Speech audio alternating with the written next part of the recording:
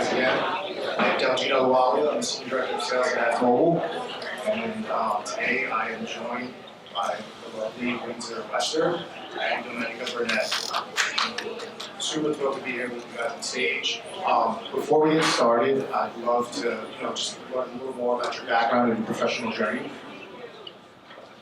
Awesome. Thank you all so much for having me. So I started my company, it's called HerCampus Media, 15 years ago out of my dorm room at Harvard. Really wanted to create a space to create opportunities for college women to develop their skill sets, specifically in the spaces of communication. We started by creating the women's publications on college campuses. We still are the largest media brand now and our media portfolio for college students outside of independent school newspapers. So most colleges have a school newspaper. We operate the women's publication at 400 colleges and universities worldwide. We also operate the food publication. It's called Food University at hundreds of college campuses. And we have College Fashionista, which is a career development platform for women who want to enter the fields of beauty and fashion in particular.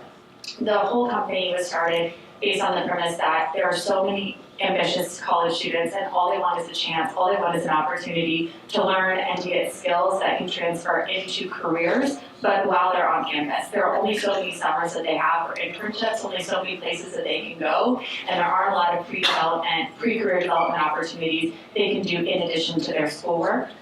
And so we created this platform. We have all of these different communities and opportunities, and what we do now is we work with brands, we've been doing this for 15 years, to build or maintain relevancy with next generation consumers.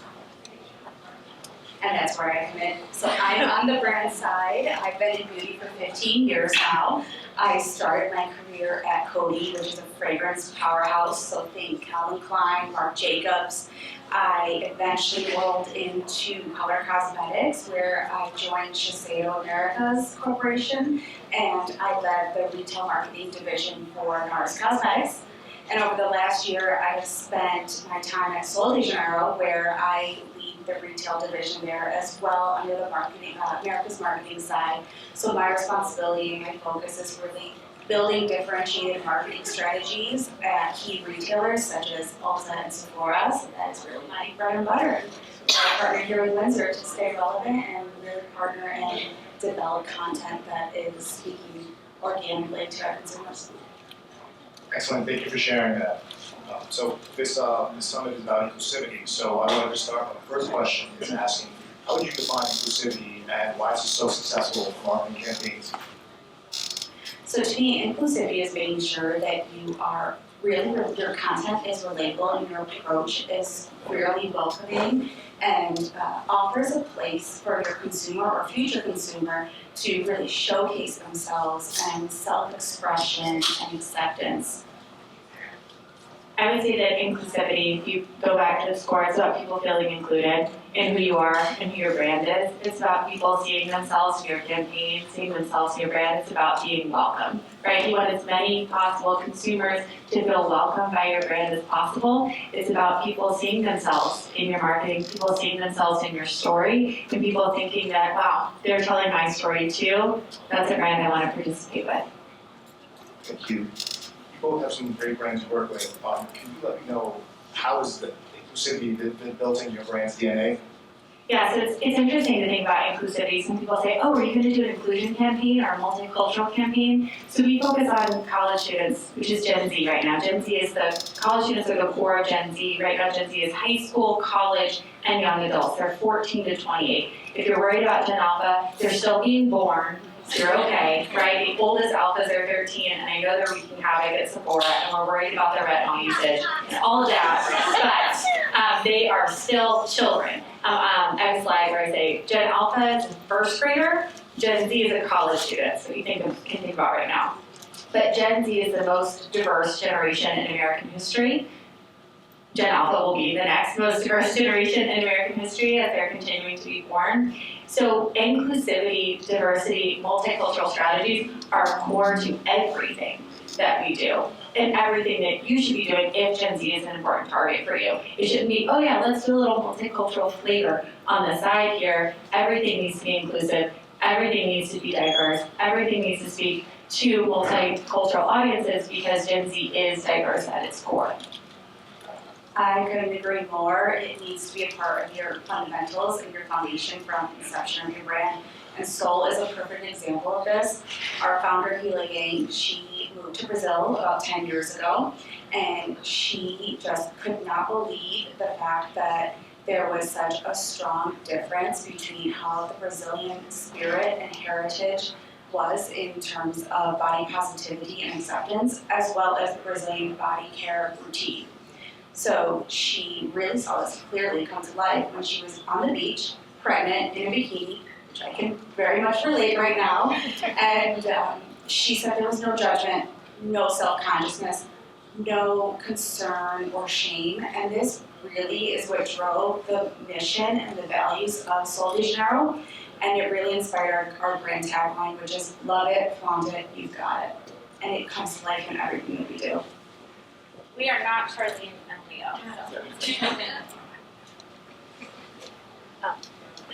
Excellent. I totally align with that. Preach. Like everything you guys said was amazing. So when it comes to businesses, how should business measure inclusivity? Like what would be considered a success beyond the qualitative metrics? Yeah, of course. I think Charlene spoke to this really well, but there are multiple stakeholders you should think about when you think about inclusivity for your brand. So your employees are one stakeholder, right? If you have employees at stores for your brand, you have employees that are delivering your products around inclusivity is incredibly important to you, and it being baked into your brand's DNA is going to have so many positive ripple effects all the way across.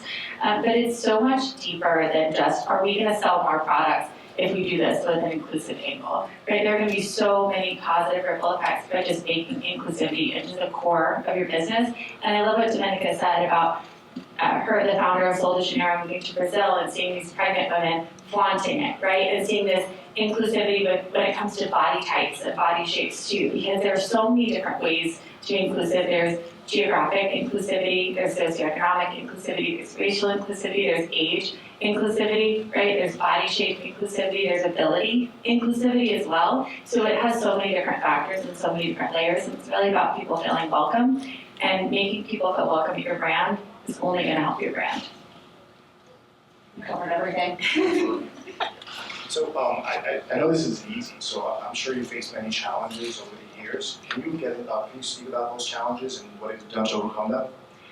Yeah, I can definitely touch on that from a brand perspective. So we have such a multi-generational fan base that sometimes it's challenging to really build a marketing campaign or a messaging hierarchy that touches everyone and is really relatable. So although we're multi-generational, we are a super viral brand that really resonates with Gen Z and even Gen Alphas. And, so they want instant gratification. They want to smell great. They want instant moisturization and fast absorption, whereas the millennials and the older demographic, they're looking more for that long-term benefit, that anti-aging element. And we have some amazing, efficacious products where it's often challenging to get the messaging across that will resonate with all the audiences that we're speaking to. So we've taken the approach to really segment our marketing and our media and ensure that although it's a super cohesive storyline that you're seeing at all touch points, it's really speaking to the needs of those consumers, and it's really hitting home and having that emotional connection. In terms of challenges, we certainly had challenges when it comes to inclusivity. So we hire a lot of and create a lot of creator communities on behalf of brands. So brands know that creating communities, or they should know that creating groups of creators that authentically love their brands will advocate for them and create authentic content on social is one of the best ways to impact Gen Z. And so what we do is we work with brands and we will say, we're going to cast this class, this community of creators for you. One challenge that we have is sometimes brands have a very specific idea of who that community looks like, or what that community looks like, and who that customer is. And a brand may have a very narrow view of their customer, and they'll want that to be reflected in the creators that get hired. And so you wind up with a class, and only some people get accepted because they fit a very narrow definition that maybe, it was interesting, Leo spoke about the distance sometimes between the decision makers and the customers, right? And if you don't have that, if you don't have the insights and the strategy to say, you really need to make sure you're speaking broadly to a broad swath of people, and that your creators that you're hiring represent the broad swath of people that you're speaking to. It is not going to work. And so educating brands and brand managers sometimes on, you can't only accept people that look a certain way for your campaign has been challenging, but there's often room for growth in those conversations and alignment. Excellent. Could you share some examples of some best-in-class work that showcase this? I would love to share some examples of best-in-class work. So the clicker is not working, so I'm going to manually do a little show and tell here. Excellent. So we work with Sol de Janeiro and Dominica's team to do a lot of content creation for them. So I wanted to just show you what that looks like. So the program we've done over the last 2 years, and we're building our 2024-2025 program. We do a lot of sampling with them. We do a lot with our Gen Z production studio, where it's really qualified UGC. You basically get students that are going to create content. It's not necessarily, thank you so much. I see here, it works, look at that. You get students who are going to be creating content that then used on social and in ads. It's not necessarily posted on their own handles. You then also have those being delivered as ads from our media handles, so that editorialization of those ads, and ad comes from College Fashionista and Sol de Janeiro. The click-through rate is 30 to 100% higher than if it comes from Sol de Janeiro alone, and then mass sampling through student groups on campus.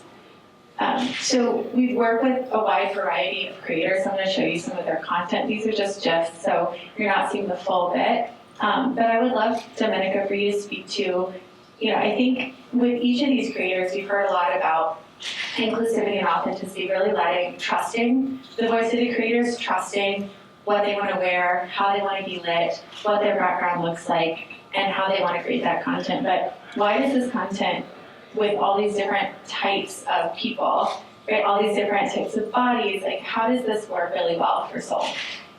Yeah, this is at the forefront for us. So biodiversity is really in the crux of all decisions that we make here, and it's really ensuring that everyone has a voice and feels comfortable and confident in their own skin, and that our products work for all. So whatever your need may be, we will have something for you, and we want to hear you. We want to hear it and see it in real life. We want to see the payoff, the on-model application, your experience, where it transports you emotionally. All of our products have some sort of emotional connection, usually through scent. I'm sure you guys have all smelled it and know that it smells so good. But we really encourage our UGC and our partnerships to be themselves, be authentic, show in real life how our products make them feel and bring them happiness and joy, and how togetherness comes to life as well. And one example I want to share, so I don't know if you all heard about Rush Talk at the University of Alabama, but it's had a moment, right? And we're a college marketing company. The number of companies that come to us and go, we want to do Rush Talk. We want to be at the University of Alabama. Let's do that. That sounds great. We say, what do you want to do about it? They say, well, it's a big moment for college, so we want to be in that moment.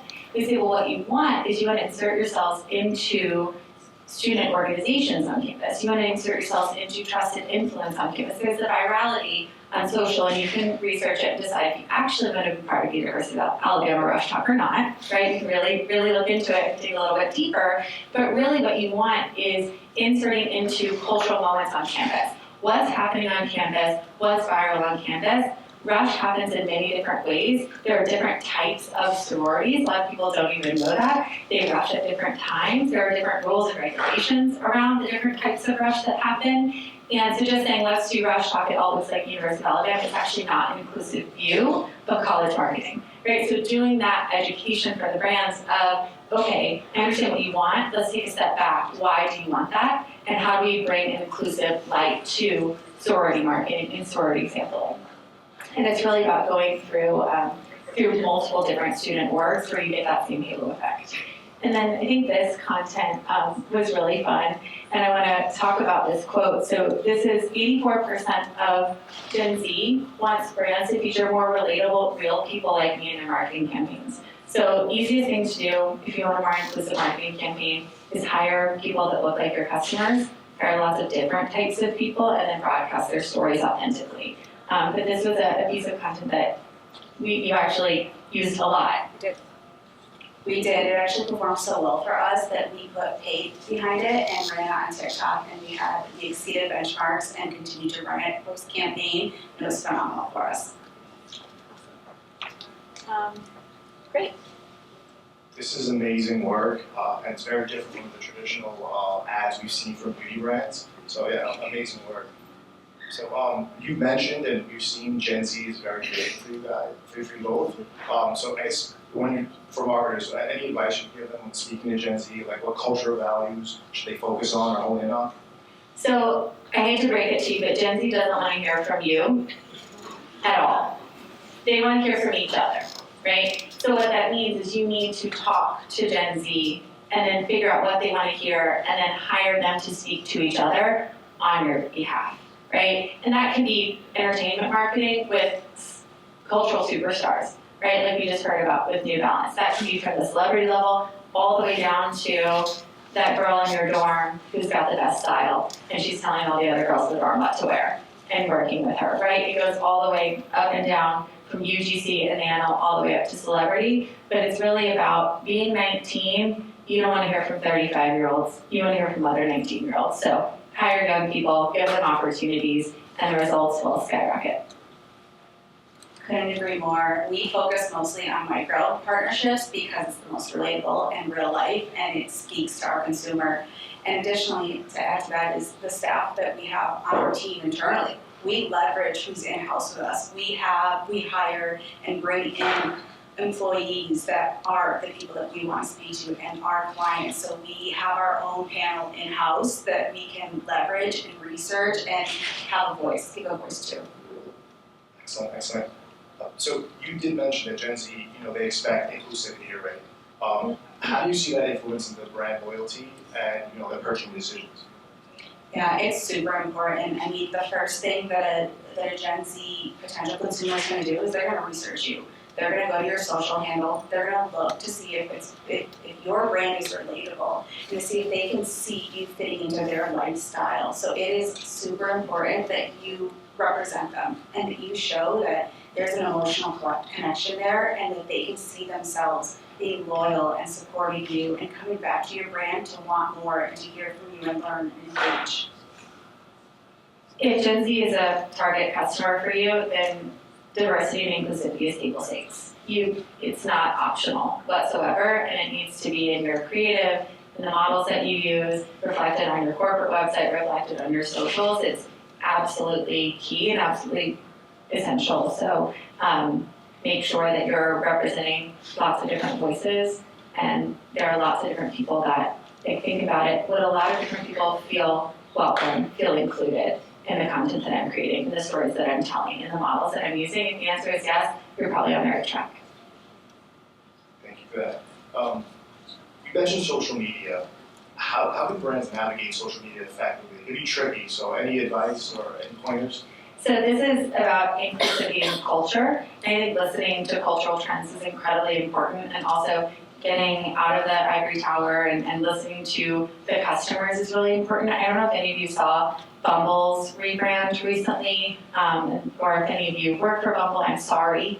It was a mess. And there was a big, bold campaign, and I think that they did not talk to me for the campaign, clearly. But it was like, let's be bold, let's do something different. And they did a whole campaign for young women to get young women back on Bumble that was about celibacy and how celibacy is not a good thing, right? And they kind of had a campaign almost making fun of a nun and saying she was forced into being a nun because there weren't any good guys out there. It just didn't work, and what they misread the cultural moment. There's a movement in South Korea celebrating celibacy as feminism, right? There's a movement with young women in America that are choosing celibacy as a form of self-expression and feminism, and so for Bumble to come out and say, celibacy is your only option, don't worry, you can use Bumble. People were like, what?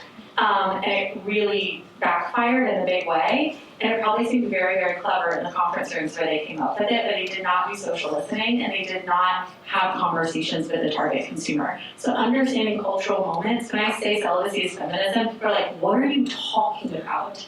But look up South Korea 4B movement, it's the whole thing. And it's very big on TikTok as well. And so thinking about how you are understanding, speaking to the target customer, understanding the cultural conversations, really, really doing the research so that you can have the right conversation at the right time, because it can be scary, right? Your job as marketers, our job as marketers is to make noise, right? That's the entire purpose of what we do, but we have to make the right noise and say the right message, and that's why cultural competency, insights, and having the right strategic team is key.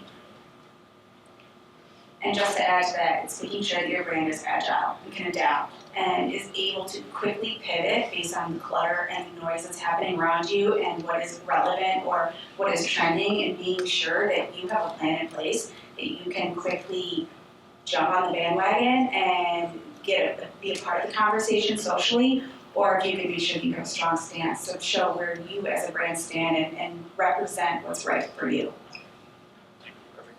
I'm going to open it up now for questions. Are your campaigns predicated fully on organic placement, or do you go out and buy media? And if so, what platforms are most effective? Great question. So we primarily buy media on, we have our own media platforms, so our own websites. So we do display on our own .coms. And then outside of that, we use TikTok, Snapchat, and Instagram primarily. Those are the leading three. We're experimenting with Pinterest.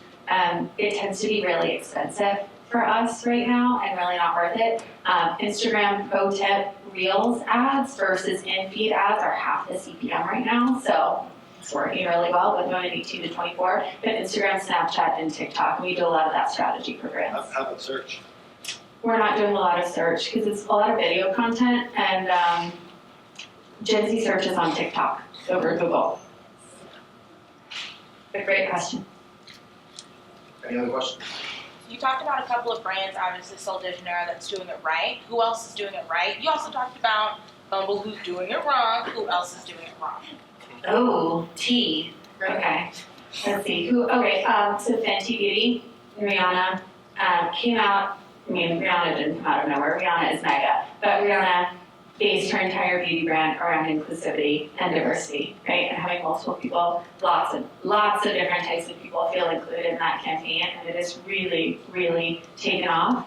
I'm stuck on beauty mindset right now. Selena Gomez is doing a really good job with Rare Beauty. And it's actually interesting to see in the beauty space, all of these new brands disrupting incumbents, right? Because they're disrupting incumbents because they have a certain view. So Selena Gomez's entire thing is around mental health, right? So there are two things with Gen Z that are really, really important. There's diversity and inclusivity, and then there's also social impact and standing for something, right? And a brand that stands for something that has a big mission. We actually do a lot of mission work and foundation work. So our work with Kate Spade that we do was around Black women's mental health, right? And did a whole massive initiative around that. We're right now talking to Coach about doing something with the Coach Foundation that sets up closets at HBCUs to dress students for interviews, right? So it's also having a social impact angle to the work that you do. So that's been, I think Coach is doing a great job. Kate Spade, Fenty Beauty, Rare Beauty are some that come top of mind for me.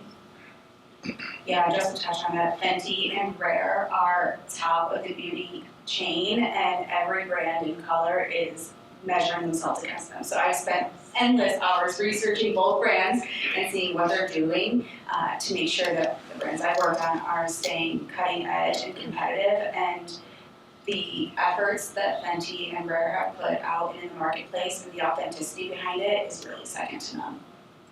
And then on the flip side, there's a brand, and again, I'm not in the business of being mean, but there are facts. So there's a brand called Euphoria, and we've been writing about this on HerCampus, that got some flack for not having enough inclusive shades in their foundation, and they rushed the process. And in an attempt to be more inclusive and in an attempt to come out with enough shades, they came out with one that did not have enough research and has gotten a lot of blowback culturally, on social, and so it was an attempt to do the right thing, but it was a half-hearted attempt to do the right thing, or it was a rushed attempt to do the right thing. So there's also a really big focus on, let's do the right thing, but let's do it, let's get the right team in place, let's do our research, right? That's one of those hard scenarios where it's like, let's try to do something that's wonderful, that's inclusive, that welcomes everyone, but you have to do it all the way, you gotta do it right. Any more questions? We had a question about you were talking about rare and fancy beauty being like with your benchmark. Whatever happened to Kylie Cosmetics? Nope.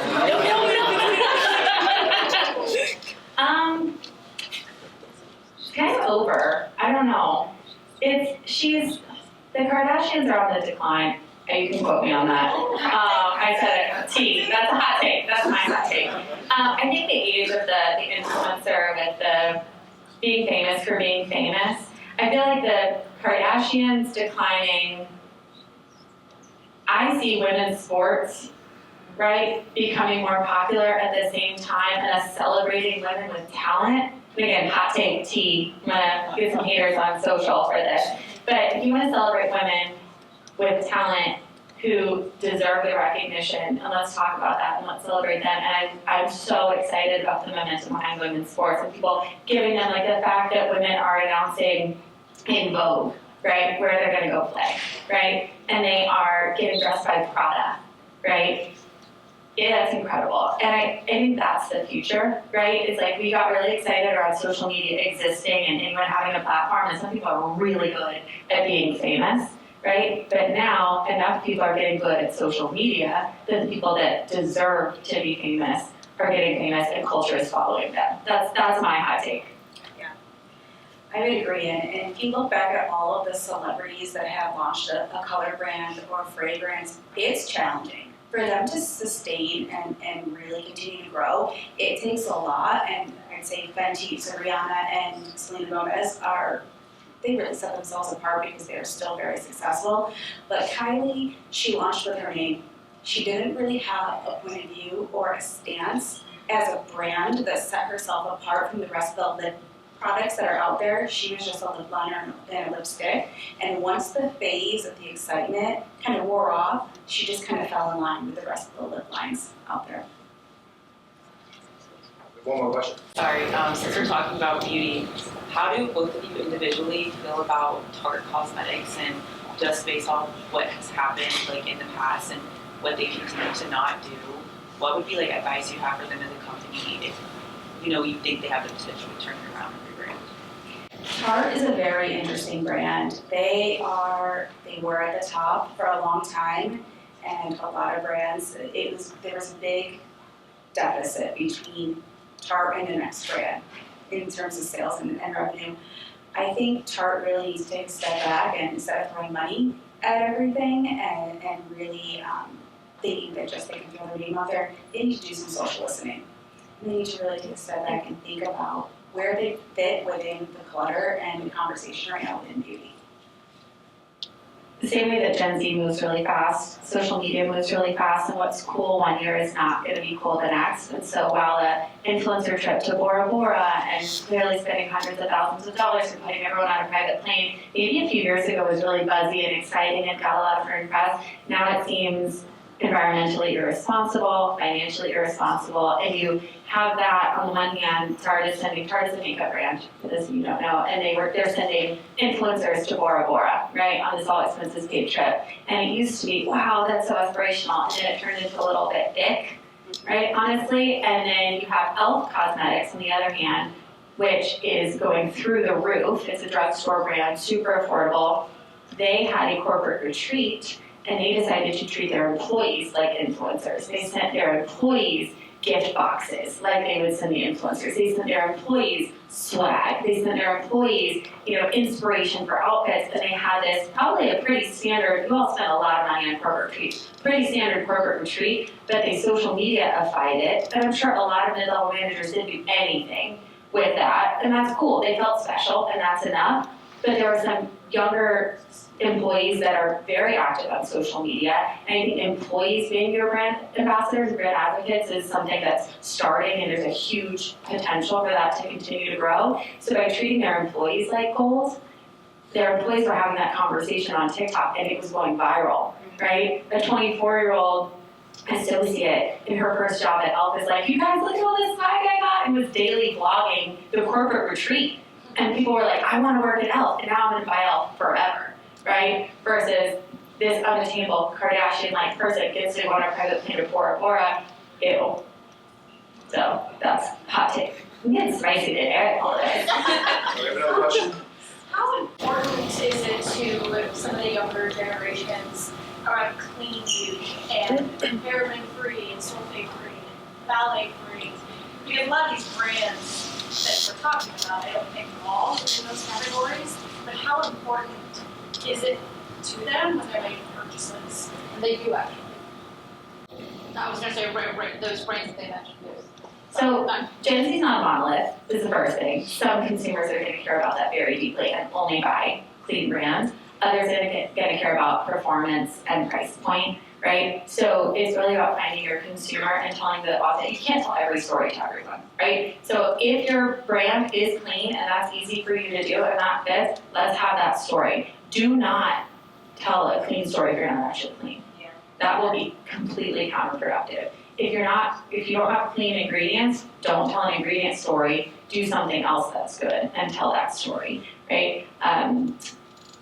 We have brands that we run scholarship programs for, right? Because they say, I want to do something good, I want to do something that feels good, and they run a scholarship program for a certain group. That's a feel-good initiative that they can do and put a stake in the ground that doesn't involve them retooling their entire product line. So I would say it depends on the consumer. Some do care very deeply. Yeah, clean is a very hot topic right now when working with both Sephora and Ulta. They have set their own standards on what clean actually means, and for those of you that do shop at Ulta, there are 5 pillars of conscious beauty, which is what their clean program is. But it has evolved past clean ingredients and vegan, cruelty-free. It's now sustainability and philanthropy.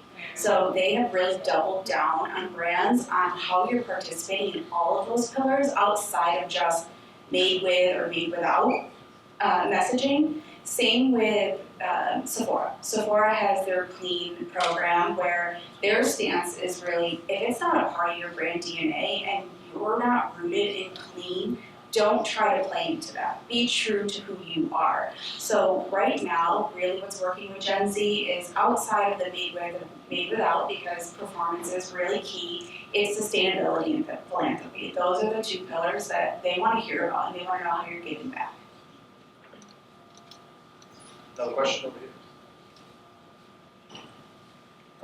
Well, Dominica, Western, thank you for your expertise and your insights. This was awesome. Awesome. Thank you.